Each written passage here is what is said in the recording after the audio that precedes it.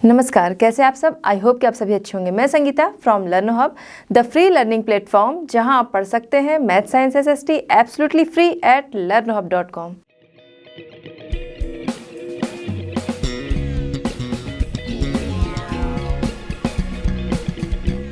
बच्चों, आज हम डिस्कस करेंगे NCERT सॉल्यूशंस फॉर क्लास 10।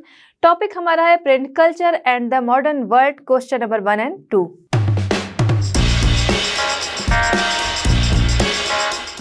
चलिए बच्चों, स्टार्ट करते हैं हमारा आज का चैप्टर। क्वेश्चन नंबर 1 है, give reasons for the following. ठीक है, आपके सामने कुछ टॉपिक्स है, आपको बताना है उनके लिए रीजन। इसमें फर्स्ट है, wood block print only came to Europe after 1295। ठीक है, तो वुड ब्लॉक प्रिंट जो है वो आफ्टर 1295 यूरोप में आई, ये आर्ट जो थी। तो आपको रीज़न देना है कि क्यों उस टाइम में आई। तो वुड ब्लॉक प्रिंटिंग की अगर हम लोग बात करें तो इसकी स्टार्टिंग अगर देखें तो वो ईस्ट एशिया से हुई। ठीक है, चाइना, जापान, कोरिया, इन जगहों पे इनकी शुरुआत हुई थी। तो मार्को पोलो जो कि इटालियन एक्सप्लोरर था, वो घूमते घूमते चाइना आया। चाइना में उसने एक लॉन्ग टाइम बिताया, और यहाँ जाहिर सी बात है जब कोई कहीं पर जाएगा तो क्या करेगा, वहाँ आसपास क्या हो रहा है, कुछ चीज़ें अलग हैं, तो हर चीज़ें वो देखेगा और कुछ को जानने की भी कोशिश करेगा, कुछ चीज़ों को सीखेगा। ठीक है, तो यही चीज़ मार्को पोलो के साथ हुआ। जब वो चाइना आए, बहुत लंबा टाइम वहाँ उन्होंने बिताया। वहाँ पर उन्होंने देखा कि वुड ब्लॉक से जो प्रिंटिंग की जाती थी उसे उन्होंने देखा, इस टेक्निक को समझा, सीखा, और जब ये वापस इटली जाने लगा तो अपने साथ इस आर्ट को लेके गया। इस आर्ट को मतलब किसी फॉर्म में नहीं ले गया, कि मतलब इसको उसने सीखा और अपने माइंड में ले गया। वहाँ जाकर उसने इसका प्रचार प्रसार किया, या फिर कह सकते हैं कि वहाँ जाकर लोगों को बताया, जिससे कि ये वुड ब्लॉक प्रिंटिंग जो थी वो इटली में और इसके बाद धीरे धीरे यूरोप के अदर पार्ट्स में फैलती गई। यही रीज़न था, क्योंकि मार्को पोलो जो था वो 1295 इटली वापस गया था। तो यही रीज़न था कि 1295 के बाद ये आर्ट जो है या वुड ब्लॉक प्रिंटिंग जो है वो यूरोप में आई। ठीक है, समझ गए होंगे आप लोग रीज़न कि क्यों ऐसा हुआ। अब थोड़ा सा हम लोग समझेंगे वुड ब्लॉक प्रिंटिंग कि अलग अलग साइज़ के ब्लॉक्स होते थे, जिनमें कोई ना कोई डिज़ाइन या फिर कह सकते हैं अक्षर, जो कि क्या होते थे, कार्व किए हुए होते थे। ठीक है, जिसमें कि कलर लगा के जब हम उसे क्या करते हैं, दूसरी जगह पे अगर प्रेस करते हैं तो वो वो डिज़ाइन जो है वो प्रिंट हो जाता है उस जगह पे। ठीक है, आप देखोगे कि कपड़ों में भी इस तरह की प्रिंटिंग होती है, पेपर्स में भी होती है। यहाँ तक कि आप लोगों ने जब देखा होगा, अगर आप इसे समझना चाहें तो आपने देखा होगा आपके स्कूल्स में या फिर आसपास किसी को आपने देखा होगा कि स्कूल में टीचर्स जो होती हैं छोटे बच्चों से पोटैटो प्रिंटिंग कराती हैं, है ना। पोटैटो प्रिंटिंग में क्या होता है कि पोटैटो को बीच से काट दिया जाता है, उस पर कोई डिज़ाइन जो है वो पहले ड्रॉ की जाती है, फिर उसके हिसाब से कार्विंग कर दी जाती है, फिर जो डिज़ाइन है वो उसमें उभर के आ जाती है। बस उसे हम लोग कलर में डिप करते हैं और फिर उसको पेपर पे प्रेस कर देते हैं। ठीक है, तो उससे क्या हो जाता है, वो वही ब्लॉक का ही काम करता है, उसी तरीके का, कि उस पर वो डिज़ाइन जो है वो छप जाती है। वही यहाँ पर होता था वुड ब्लॉक प्रिंटिंग में। ठीक है, चलिए बच्चों देखते हैं क्वेश्चन नंबर 1 का सेकंड क्वेश्चन हमारा है, Martin Luther was in favour of print and spoke out in praise of it. Question हमारा क्या कह रहा है, मार्टिन लूथर जो थे वो प्रिंट के फेवर में थे और उन्होंने इसे ओपनली प्रेज किया। ठीक है, तो आपको क्या करना है, यहाँ पर रीज़न बताना है, दोनों के रीज़न बताने हैं कि प्रिंट के फेवर में वो क्यों थे, दूसरा उन्होंने इसे प्रेज क्यों किया। मार्टिन लूथर कौन थे, रिलीजियस रिफॉर्मर थे। तो वो क्या कर चाहते थे, जो रिलीजन में बुराइयां हैं उसे दूर करना चाहते थे। ठीक है, लोगों का मानना था, बहुत सारे जो बौद्धिक लोग थे, इंटेलेक्चुअल लोग थे, तो उनका ऐसा मानना था कि प्रिंट एक ऐसा जरिया है जिसके जरिए इंटेलेक्चुअल एटमॉस्फेयर बनाया जा सकता है, साथ ही साथ रिफॉर्मेशन के न्यू आइडियाज़ जो हैं वो स्प्रेड किए जा सकते हैं। ठीक है, अब मान लीजिए जैसे मार्टिन लूथर हैं, ठीक है, वो कैथोलिक चर्च की जो प्रैक्टिसेस थे, उनकी जो बुराइयां थी उसे बहुत ज़्यादा क्रिटिसाइज़ करते थे। तो अपनी बात वो दूर दूर तक कैसे पहुंचा सकते थे, ज़्यादा से ज़्यादा लोगों तक कैसे पहुंचा सकते थे।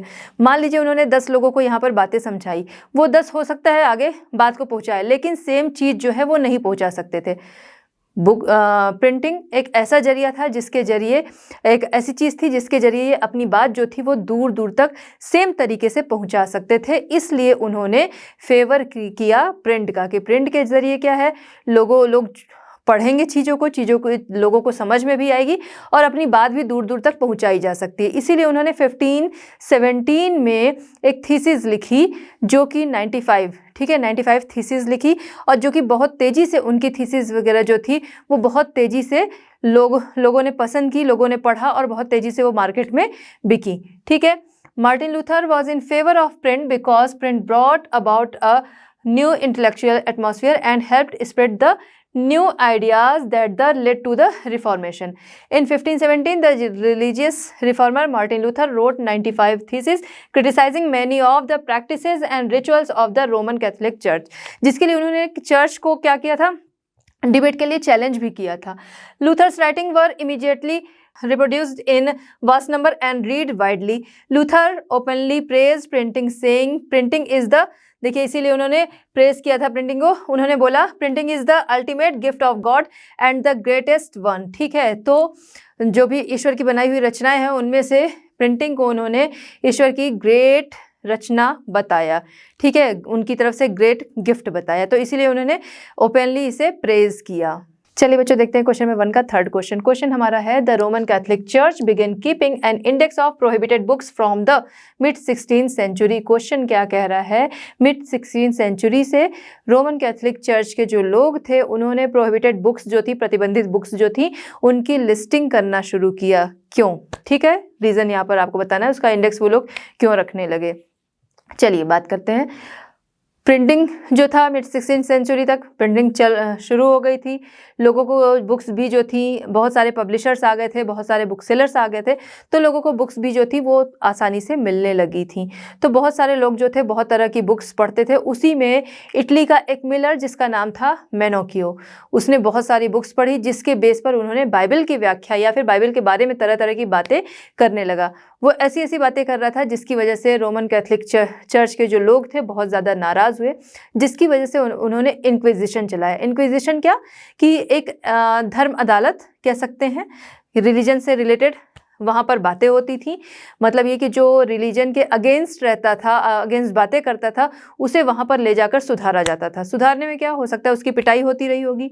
ठीक है, तो मेनोकियो को भी उन्होंने इंक्विजिशन वो लोग ले गए 2 बार, वो नहीं सुधरा तो फिर दूसरी बार 2 बार ले गए और वहाँ पर उसे मृत्युदंड भी दे दिया गया, मौत की सज़ा उसे दे दी गई।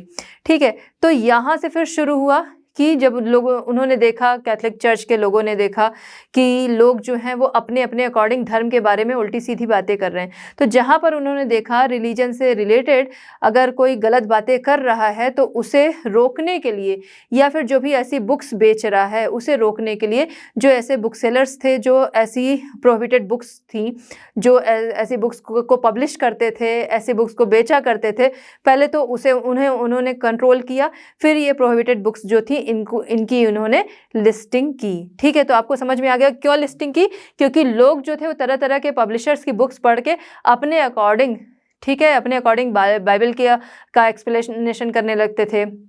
मतलब बुक्स जो अलग अलग जो पब्लिशर्स थे वो अलग अलग तरीके से एक्सप्लेन कर रखे थे, तो उनके अकॉर्डिंग ही लोग जो थे वो अलग अलग तरीके से चीज़ों को समझते थे और बोलते थे। तो जो ऐसी जो इस तरह के बुक्स जो थी उन्हें पहचाना गया कि जो ऐसे पब्लिशर्स हैं या फिर ऐसे बुक सेलर्स हैं जो ऐसी बुक्स को रखते हैं, तो उन्हें भी कंट्रोल किया गया, उन्हें भी प्रोहिबिटेड किया गया और प्रोहिबिटेड बुक्स की इसी वजह से लिस्टिंग की गई। चलिए बच्चों देखते हैं क्वेश्चन नंबर 1 का फोर्थ क्वेश्चन। क्वेश्चन हमारा है, Gandhi said the fight for Swaraj is a fight for the liberty of speech, liberty of the press and freedom of association. Question क्या कह रहा है कि गांधी जी ने, ठीक है, आपको रीजन देना है कि गांधी जी ने ऐसा बोला था कि फाइट फॉर स्वराज जो है वो असल में fight for the liberty of speech, fight for the liberty of press and fight for the freedom of association है। तो ऐसा उन्होंने क्यों कहा था, ठीक है, आपको रीज़न देना है कि उन्होंने ऐसा कहा था, क्यों कहा था। तो महात्मा गांधी जो कि काफ़ी बल देते थे किस चीज़ पर, कि प्रेस की आज़ादी होनी चाहिए, ठीक है, फ्रीडम होनी चाहिए, लोगों को बोलने की फ्रीडम होनी चाहिए, साथ ही साथ लोग जो है वो एसोसिएट हो रहे हैं उसकी आज़ादी उन्हें होनी चाहिए। उस समय क्या था कि 1922 ब्रिटिश गवर्नमेंट हम पर राज कर रही थी। ब्रिटिश गवर्नमेंट जो हमारे पावरफुल इंस्ट्रूमेंट हैं कि प्रेस की आज़ादी होनी चाहिए, ठीक है, जिससे कि बातें जो हैं वो लोगों तक पहुंच सकें सही तरीके से, लोगों को बोलने की आज़ादी होनी चाहिए, जो प्रॉब्लम्स है, जो चीज़ें हो रही हैं उसके लिए लोग जो है आवाज़ उठा सकें, ठीक है, उसके लिए लोग बोल सकें, उसकी आज़ादी होनी चाहिए, साथ ही साथ लोग जो है वो एसोसिएट हो सके, उसकी फ्रीडम होनी चाहिए। ब्रिटिश गवर्नमेंट इन सारी चीज़ों को, जो पावरफुल इंस्ट्रूमेंट थे एक्सप्रेशन के, ओपिनियन के, इन सारी चीज़ों को दबाने की कोशिश कर रही थी।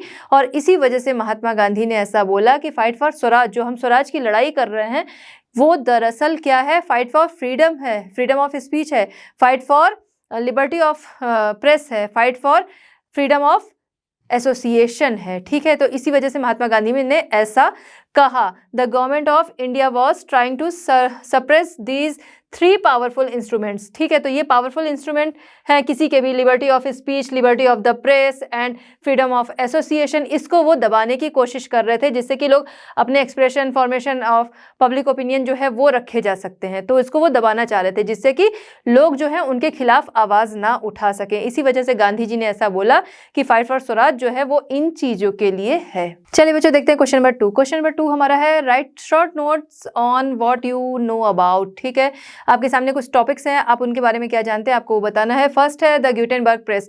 ग्यूटेनबर्ग प्रेस, ठीक है, ये एक प्रिंटिंग मशीन का नाम रहा ग्यूटेनबर्ग प्रेस, जो कि किसी पर्सन के नाम पर पड़ा जिसने कि उस मशीन को बनाया। ठीक है, ग्यूटेनबर्ग जो कि एक मर्चेंट का बेटा था, उसने अपने बचपन से ही देखा कि ऑलिव ऑयल जो है वो किस तरह से निकाला जाता है, कैसे कैसे क्या क्या प्रोसेस होता है, उन चीज़ों को उसने देखा। इसके अलावा उसने गोल्डस्मिथ का भी काम किया, साथ ही साथ उसने ये भी देखा कि जो स्टोन्स हैं उस पर पॉलिशिंग कैसे की जाती है ना। वो तरह तरह की चीज़ें देख रहा है, एक्सपीरियंस कर रहा था। ठीक है, तो इससे क्या होता है, माइंड में बहुत सारे थॉट्स आते हैं। आप भी बहुत सारी चीज़ें देखते हैं तो थॉट्स आते हैं। ठीक है, तो उसने तरह तरह की चीज़ें देखी कि गोल्ड का काम जो है वो कैसे हो रहा है। ठीक है, उसके अलावा उसने एक्सपर्टीज़ पाई किसमें, कि जो शीशे के मोल्ड्स वगैरह से चीज़ें जो बन रही हैं उसमें उसने एक्सपर्टी पाई। तो तरह तरह की चीज़ें देख रहा है, सीख रहा है, नॉलेज ले रहा है, और साथ ही साथ क्या कर रहा है कि बहुत सारी टेक्नोलॉजीज़ जो हैं उनको देखते हुए उसके माइंड में कुछ आया कि प्रिंटिंग जो है वो किस तरह से की जा सकती है, क्योंकि कुछ भी चीज़ अगर लिखनी है तो उसमें समय बहुत ज़्यादा लगता है। अगर एक ही चीज़ बहुत सारी तैयार करनी है तो समय ज़्यादा लगता है। तो ऐसा देखते हुए उसके माइंड में बहुत सारी चीज़ें आई कि मोल्ड है या फिर कार्विंग है, इससे किस तरीके से काम किए जा सकते हैं। उसने कई तरह के काम भी किए, बहुत सारी आर्ट्स जो हैं उनके एक्सपीरियंस लिए, वो सारा एक्सपीरियंस उसका काम आया। और 1448 में उसने अपना सिस्टम जो था प्रिंटिंग के लिए वो बना लिया, जिसकी वजह से उस सिस्टम का नाम पड़ गया ग्यूटेनबर्ग प्रेस। ठीक है, जिसकी वजह से प्रिंटिंग जो है वो होने लगी तेजी से। और जल्दी ही उसने क्या किया, 180 सबसे पहला जो उसने प्रिंट किया वो क्या था, बाइबल उसने सबसे पहले प्रिंट की, क्योंकि भाई उनकी रिलीजियस बुक थी तो उसे उन्होंने प्रिंट किया। और 3 साल में 180 बाइबल की कॉपी जो थी वो उसने निकाल दी। अगर हम आज के टाइम में देखें तो हम लोग कहेंगे बहुत टाइम लगा, लेकिन उस टाइम के अगर अकॉर्डिंग हम लोग देखते हैं तो 180 कॉपीज़ जो बाइबल की उसने निकाल दी वो बहुत ही जल्दी था, 3 साल में। ठीक है, तो आपको समझ में आ गया ग्यूटेनबर्ग प्रेस क्या था, कि एक मर्चेंट का बेटा था जो कि तरह तरह की टेक्नोलॉजीज़ वगैरह देखा, उसने काम सीखे, तरह तरह की आर्ट सीखी, उसके बेस पर उसने ग्यूटेनबर्ग प्रेस जो था वो बनाया प्रिंटिंग के लिए 1448 में, जिसमें उसने फर्स्ट बुक जो प्रिंट की वो क्या थी, बाइबल थी, और जिसकी उसने 3 इयर्स में 180 कॉपीज़ निकाल दी। चलिए बच्चों देखते हैं क्वेश्चन नंबर 2 का सेकेंड क्वेश्चन हमारा है, ये सेकंड क्वेश्चन है Erasmus idea of the printed book. ठीक है, इरेस्मस के आइडिया प्रिंटेड बुक के लिए इस पे आपको नोट लिखना है। तो इरेस्मस कौन था, इरेस्मस एक स्कॉलर था, जो कि स्कॉलर और साथ ही साथ कैथोलिक रिलीजियस रिफॉर्मर था, जिसका मानना था कि बुक्स जो हैं वो मक्खियों की तरह हैं, वो जो फ्लाई की तरह हैं, जो दुनिया के किसी भी कोने में जा सकती हैं। अब क्या था, प्रिंटिंग शुरू हो गई थी, बुक्स जो थी लोगों की पहुंच जो थी बुक्स तक आसानी से थी, बहुत सारे पब्लिकेशंस आ गए थे, बहुत सारे पब्लिशर्स थे, बुक सेलर्स थे, तो बुक्स जो थी वो लोगों को आसानी से अवेलेबल हो जा रही थी। तो उसका मानना था इतनी सारी जो बुक्स हैं, इतना सारा जो ज्ञान है, हो सकता है कुछ इसमें काम का हो, लेकिन ज़्यादा से ज़्यादा जो है वो फालतू है, नॉनसेंस टाइप का है, जो कि लोगों को रिलीजन से दूर हटा रहा है, रिलीजन के अगेंस्ट खड़ा करता है। और इसकी वजह से जो वैल्यूबल बुक्स हैं, वैल्यूबल पब्लिकेशंस है, वैल्यूबल बातें हैं, वो क्या है, उनकी भी कोई वैल्यू नहीं रह जा रही है। ठीक है, Erasmus idea of the printed book, to what corner of the world do they not fly these swarms of new books? It may be that one here and there contributes something worth knowing, but the very multitude of them is hurtful to scholarship because it creates a glut, and even in good things satiety is most harmful.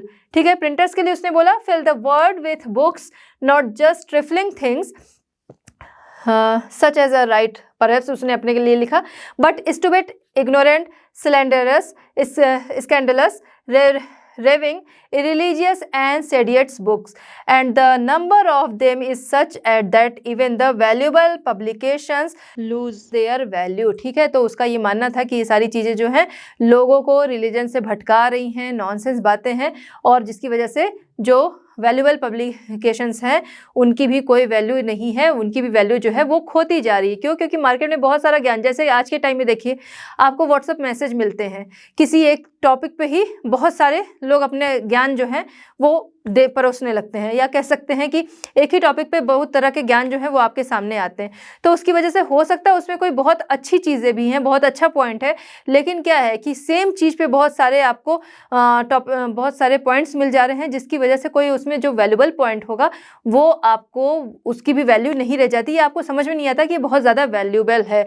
वही चीज़ यहाँ पर इरेस्मस ने, जो books इतनी सारी थी उस समय प्रिंट हो रही थी, तो प्रिंटेड बुक्स के जो के लिए इरेस्मस ने यही चीज़ बोला कि प्रिंट हो जा रही हैं बुक्स जो हैं वो आसानी से आ जा रही हैं, जिसकी वजह से लोग जो हैं वो कह सकते हैं कि भ्रमित हो रहे हैं, चीज़ों को वो सही तरीके से नहीं ले रहे हैं, और वैल्यूबल चीज़ों की भी वैल्यू जो है वो खोती जा रही है। चलिए बच्चों देखते हैं क्वेश्चन नंबर 2 का थर्ड क्वेश्चन यहाँ पर है द वर्नाकुलर प्रेस एक्ट।